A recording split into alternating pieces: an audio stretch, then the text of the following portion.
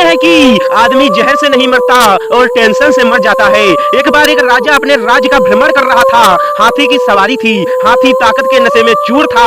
हाथी ने ध्यान नहीं दिया और उसकी सूंड से एक मस्त मौला फकीर का कटोरा गिर गया। फकीर को बड़ा गुस्सा आया। उसने कहा, रुक, मैं बताता हूँ, और हाथी का पूंछ पकड़ लिया। हाथी ने पूरी ताकत लगा दी पर हाथी एक कदम आगे नहीं बढ़ सका। राजा ने पीछे मुड़ के देखा तो फकीर के हाथ में हाथी का पूंछ था। राजा को बड़ा चंबा हुआ कि एक फकीर में इतनी ताकत। राजा फकीर के पास गया और बोला, आपकी जगह फुटपाथ पर नहीं, आपकी जगह तो राज दरबार में होनी चाहिए। आप इतने ताकतवर हैं, आप हमारे साथ चलिए। आपको कुछ नहीं करना, केवल राज दरबार के राज मंदिर में एक दीपक जलाना है। सुबह 4 बजे उठना है और आरती करना है। फिर फकीर ने कहा, ठीक है, अच्छा खाने पीने को मिलेगा। थोड़े दिन बीते कि एक दूसरे राज्य का राजा से मिलने आया।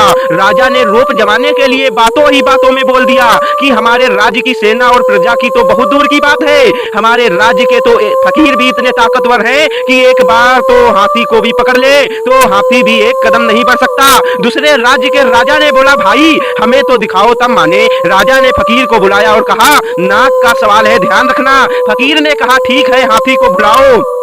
फिर फकीर ने हाथी का पूंछ पकड़ा मगर इस बार पासा पलट चुका था।